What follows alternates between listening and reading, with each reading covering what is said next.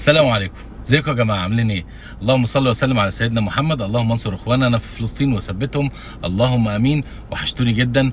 ليا فتره حوالي 10 ايام ما عملتش فيديوهات. عدت كام مباراه كده للنصر والهلال ما قدرناش نعلق عليهم لظروف خاصه، لكن ان شاء الله في الفيديو ده هنتكلم عن المباراتين اللي فاتوا في الدوري وعن الملحمه الكرويه اللي منتظرينها كلنا يوم الاثنين اللي جاي في السوبر السعودي. النصر والهلال المباراتين اللي فاتوا في الدوري كسبوهم. النصر بيكسب ب8 اهداف، وكريستيانو بيعمل هاتريك مرتين ورا بعض علشان يأكد على صدارة هداف دوري روشن السنة دي.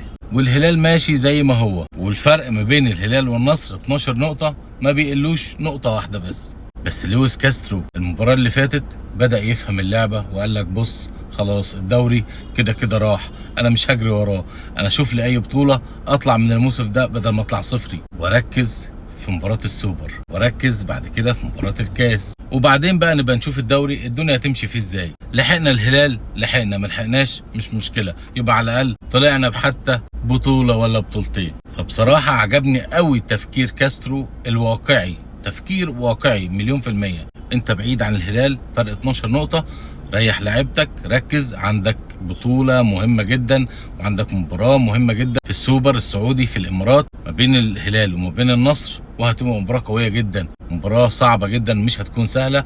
وانا اتوقع ان الكفة هتكون راجحة اكتر لمين؟ للنصر. سمعتك يا هلال يا اللي بتقول للهلال، لا للنصر. الكفه المره دي هتكون راجحه جدا جدا باذن الله رب العالمين للنصر، وفي دلالات كبيره جدا. اولا راحه اللعيبه اللي ارتاحت المباراه اللي فاتت. لويس كاسترو عمل بجد الصح ان هو قعد كريستيانو، ساديو، بروزوفيتش نزل بيه، لولا اصابه سامي النجعي ما كانش هينزل في الوقت ده، بس لعب بديل. اوتافيو راحه تماما ما نزلش المباراه دي. فانت عندك تقريبا يعني نص الملعب والهجوم في نادي النصر كله كان راحه.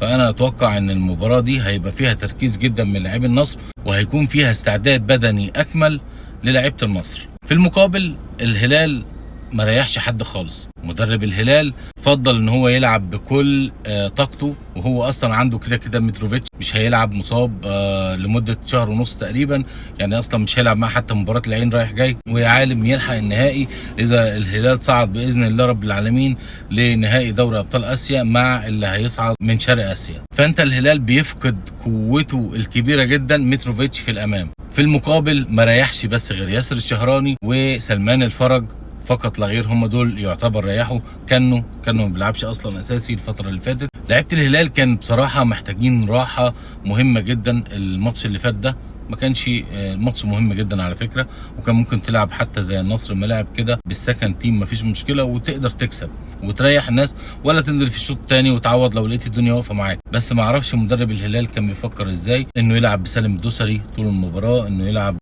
بسافيتش، يلعب لعب مالكوم، كان بيلعب بقلبي الدفاع بعلي البليهي، كان بيلعب بونو، كان بيلعب كوليبالي. يعتبر الهلال كله كان بيلعب اساسي ما عدا ياسر الشهراني في الجهه اليسرى. فده انت داخل على مدعكه يا باشا، انت داخل على مدعكه كرويه، انت داخل على مباراه الهلال والنصر هتبقى في الامارات، بعديها ب3 ايام هتلعب مع العين في الذهاب، وبعديها ب3 ايام عندك مباراه الاهلي، وبعدها ب3 ايام عندك مباراه العوده بتاعت العين. ايه يا عم الدعك ده كله؟ ده انت وراك طحن، انت هتطحن. كان اولى ان انت تريح الناس المباراه دي يا عم. ده انا عايز اقول لك على حاجه كمان، انت بالنسبه لك دوري ابطال اسيا اهم من السوبر. انا في رايي تلعب السوبر بالسكند تيم وتريح لعيبتك وتدخل على مباراه العين، لان انت مش عارف تاجل مباراه الاهلي اللي ما بين مباراه الذهاب ومباراه العوده.